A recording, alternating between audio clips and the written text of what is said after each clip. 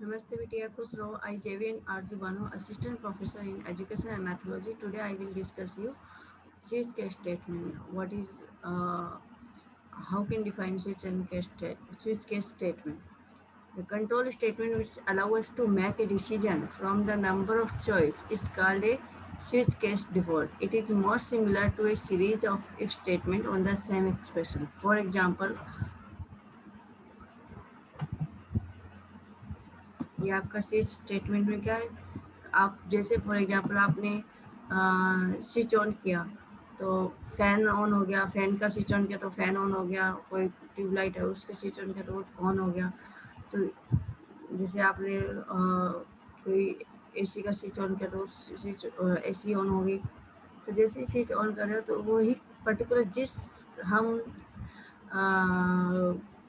On के लिए जिस डिवाइस के लिए हम स्विच ऑन कर रहे हैं वही डिवाइस स्टार्ट होगा। तो इसी तरह प्रोग्रामिंग जो है पीएचपी प्रोग्रामिंग में हम स्विच के अंदर जो है एक केस वेरीफाई करेंगे, एक्सप्रेशन देंगे कि भाई इस एक्सप्रेशन का ही जो केस है वो एग्जीक्यूटेड होगा।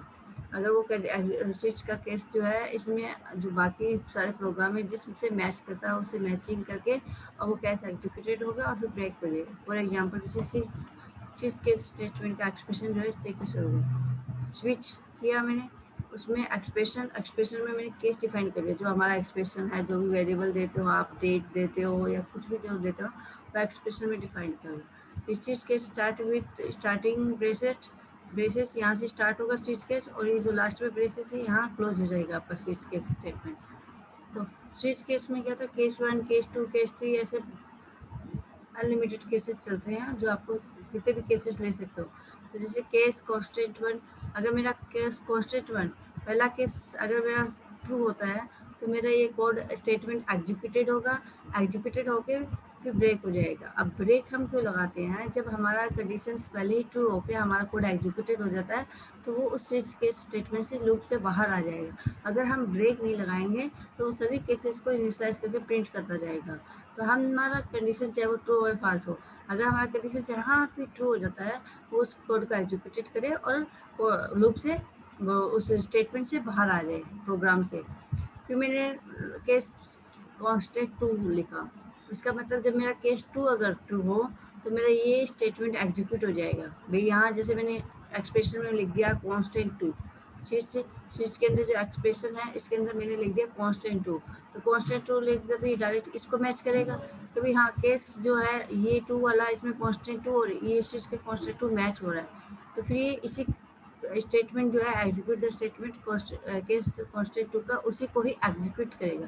फिर ब्रेक किया इसी तरह से केस 3 लेंगे, वो भी कॉन्स्टेंट 3 फिर एग्जीक्यूट करेगा उसी स्टेटमेंट को और फिर ब्रेक हो जाएगा। अगर हमारा जो प्रोग्रामिंग है उसमें सारे केसेस फॉल्स हो रहे हैं, एक भी ट्रू केसेस यानी कोई भी मैच नहीं कर रहा स्विच के एक्सप्रेशन से, तो बाय डिफ़ॉल्ट हम एक को लेंगे, उसमें हमारा कोड एग्जीक्यूटेड कराएंगे भी नो मैच या जो भी आप कराना चाहो, तो वो बाय डिफ़ॉल्ट उसी कोड को एग्जीक्यूटेड कर देगा। जैसे बाय डिफ़ॉल्ट दिया, अगर ये सारे कंडीशंस फॉल्स हो गए तो execute this statement by default, default जो एग्जीक्यूट है स्टेटमेंट है उसको एग्जीक्यूट करेगा। तो the expression following the keyword switch can be a variable or any other expression like an integer, string, character, कुछ भी हो सकता है उसके अंदर। जो हमारा स्विच के अंदर जो एक्सप्रेशन है, ये जो स्विच के अंदर, एक मिनट, ये स्विच के स्टेटमेंट में ये जैसे मैंने लिया स्विच एक्सप्रेशन, तो ये एक्सप्रेशन जो है ये कुछ भी हो सकता है, वेरिएबल भी हो सकता है, इंटीजर भी हो सकता है, स्ट्रिंग भी हो सकता है, कांस्टेंट भी हो सकता है। ठीक है, तो each constant in each case must be different from all use others. When we run a program containing the switch statement, at the first expression following the keyword switch is evaluated. The value it gives is then matched one by one against the constant value and the follow the use case statement.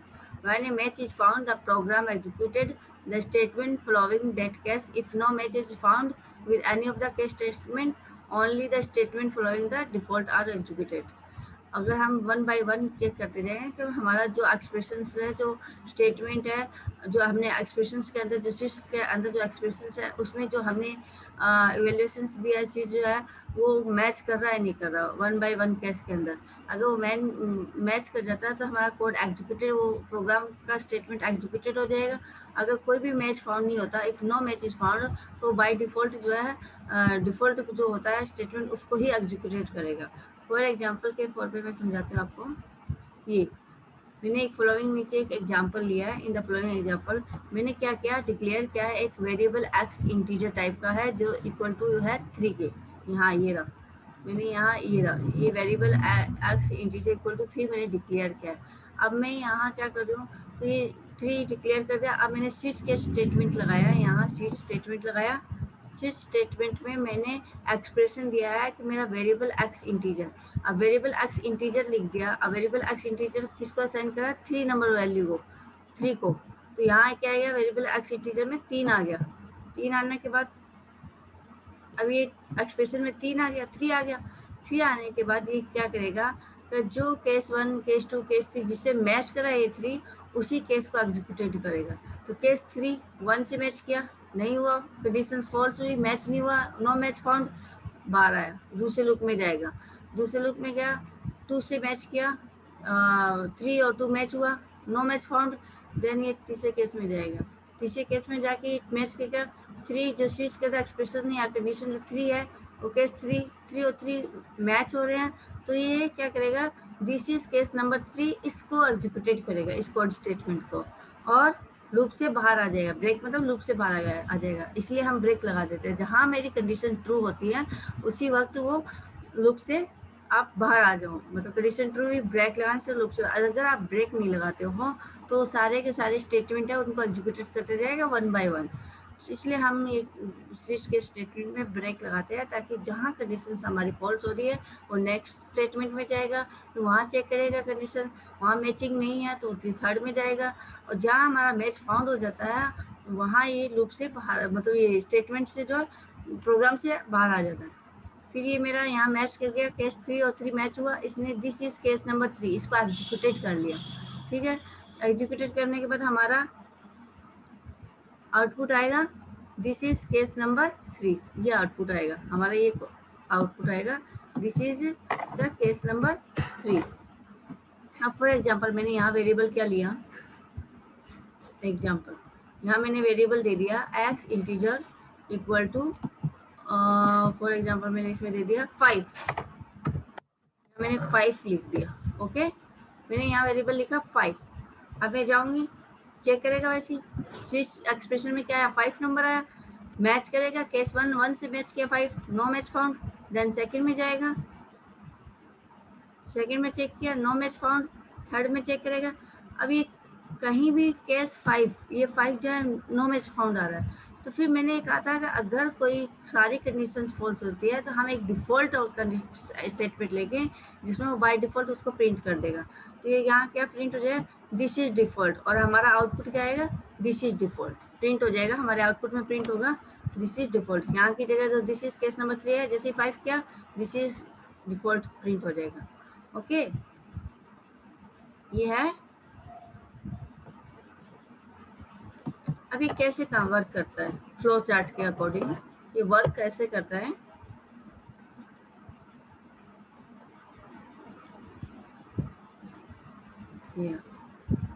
ये work कैसे करता है। हमने जब हम starting, ये flow chart है, यहाँ से स्टार्ट किया हमारा वेरिएबल इंटीजर जो है जो भी है डिफाइन किया, डिफाइन करने के बाद डिक्लेयर किया, डिक्लेयर करने के बाद हमने स्विच जो है, स्विच के अंदर एक्सप्रेशन दे दिया, जो भी वेरिएबल या जो भी आपका इंटीजर, फ्लोट, स्ट्रिंग कुछ भी हो सकता है वो वेरिएबल, वो दे दिया। फिर हम केस 1 में गए, अगर हमारा केस 1 ट्रू हो जाता है कि वो मैच फाउंडिंग हो जाता है, match is found, then true होके ये स्टेटमेंट 1 को एग्जीक्यूट कर देगा।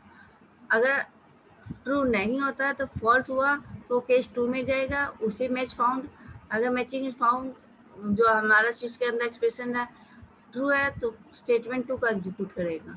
अगर ट्रू नहीं है, फॉल्स है, तो केस 3 में जाएगा, केस 3 में चेक करेगा कि देयर इज मैचिंग फाउंड और नॉट। अगर मैच फाउंड है तो हमारा कंडीशन ट्रू है, तो स्टेटमेंट 3 को जो है एग्जीक्यूटेड करेगा। अगर फिर ये तीनों केसेस फॉल्स हो गए तो बाय डिफॉल्ट वो क्या करेगा, लास्ट जो डिफॉल्ट के अंदर जो हमने प्रिंट किया है स्टेटमेंट जो है उसको एग्जीक्यूटेड करेगा और लूप जो आपका कंडीशंस मतलब प्रोग्राम है उससे बाहर आ जाएगी। ठीक है, तो so this is sessions powered by digital session 2.0 at JVW. Thank you.